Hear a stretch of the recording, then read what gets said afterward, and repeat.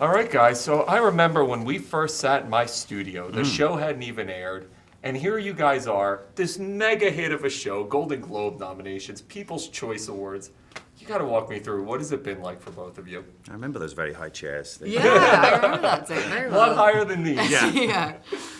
It's been fantastic. I mean, it's been a little bit of a roller coaster ride, I would say. I mean, we started September 2013, and, you know, our show it takes us a long time to make a season. So on one hand, we get squirreled away in Scotland and we live in our little bubble and we just do our work, and then you come out of that for a few months and we brought the show out, and you know, it's been such a success, and I don't think any of us really expected that, but it's been so fantastic. Sam, for you, I was telling somebody, I'm interviewing the Outlander cast, one of my things this week. Women were going nuts. I was at a bar and they were like, "Oh my God, I love Jamie." What has it been like for you? Which bar was this? What street is I was it on? home in Philadelphia this weekend, so I was in Philly. We could do a road. Yeah, Dude, let's do a road trip. My life will be forever changed after that night. I'll be like, he's with me. What's it been like for you? Yeah, absolutely. It's, as Caitriona said, you know, it's been an amazing journey, a bit of a roller coaster. It's taken over our lives, but it's been really rewarding, you know. And as you said, to sort of then be able to present our show and see the reaction from fans. We've just been all over the world on this press tour, and to see the fast scope that it's got, you know, right across the world, and the anticipation that is out there for season 2 is really exciting. I was up till 3 in the morning. I guess I was going to say last night, but it's technically this morning, watching all the new episodes. I love how in season 1 we see you guys discovering each other, and the love and the sex, and obviously the rape scene. But now you're like turned into CIA agents. I mean, I feel like Jamie and Claire are going to need a Bahamas vacation after this. Yeah. That's a good idea. Yeah, that's a great idea. For season 2, talk to me about showing the growing up of Jamie and Claire and them essentially having to change history now.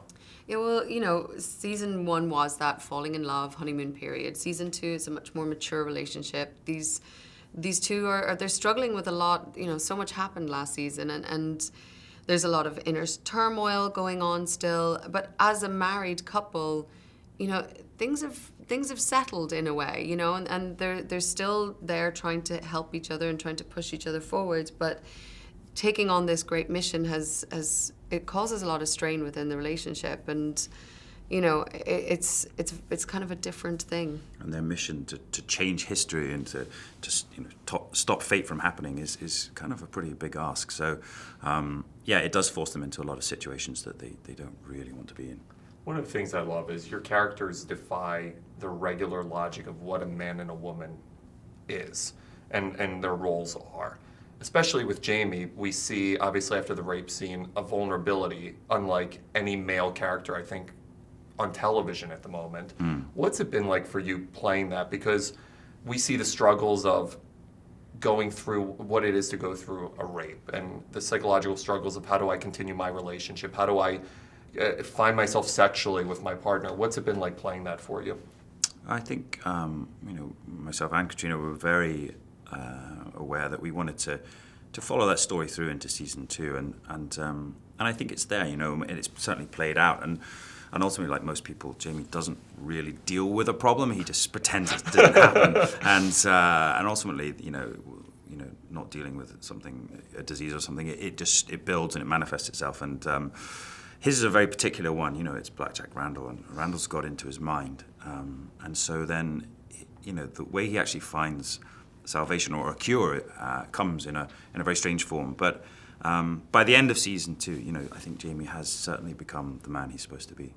For you, Caitriona, there's no role like Claire on television as well, and you know, we see her evolution and what she's going through, especially when she gets to Paris. She feels very lost. She ends up becoming the housewife, the Parisian elitist housewife, and she begins to really find her groove.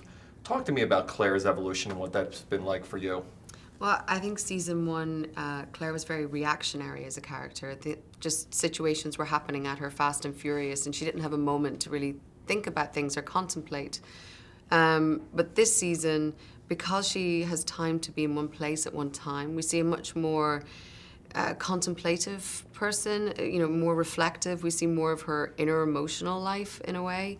When she gets to Paris, there is that frustration. I mean, Claire is an active woman. She is a woman who likes to have a purpose. And here she is, sort of ordering servants around and drinking tea in parlours. And she gets so frustrated by that.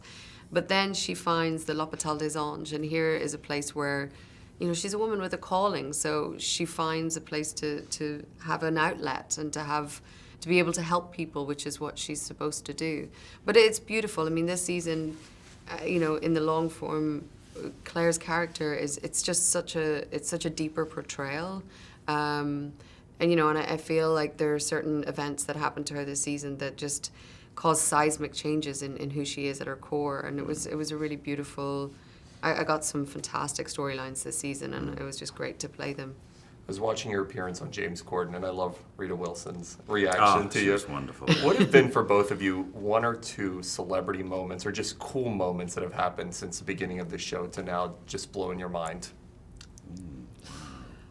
I had one today. You did? Oh, come on. At the Today Show? No, it was in the elevator. I'm a big fan of Catastrophe. I don't know if you know that show. Random pull out. Yeah, I ran into Rob Delaney, and I was definitely a little... Starstruck. Well, I got a little flummoxed. I don't even know. I'm flummoxed again. Wow, you're flummoxing all day, flummoxed. Just flummoxed all day. Yeah. No, I had a wonderful dinner with William Shatner, last week. That's so random. But wonderful. You and Shatner are like that now. Yeah, buddies. Captain Buddies. Kirk and Yeah. Jamie Fraser. I mean, that's a Pretty fangirl's dream right there. Yeah, he's just awesome. So, yeah, I hope he's going to become my BFF. BFF? Yeah. Yeah. The fact that you can call him Bill Shatner already makes him your BFF. I've Bill. interviewed him. I'm a Star Trek nut. I was like, William. He's like, and I'm like, I just want to call you Bill. For you guys, has this just blown your mind to see what this has become? This was really both of your first big roles, but sitting here now, has it blown your mind? Yeah, I think this week there's definitely been a few moments where they're like pinch yourself.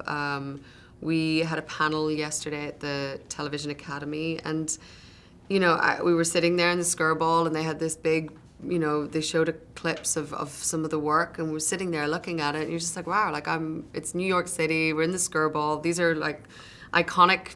It's iconic moments. And then at the National History Museum when we had our premiere, I mean, that was just incredible. I mean, it was just such a cool thing. Yeah. Or in Los Angeles last week, and there's billboards, and we're on buses, and you're driving past, and it's just very strange to see yourself on a bus. Did you feel like Sarah Jessica Parker? I did. With the high heels. Yeah.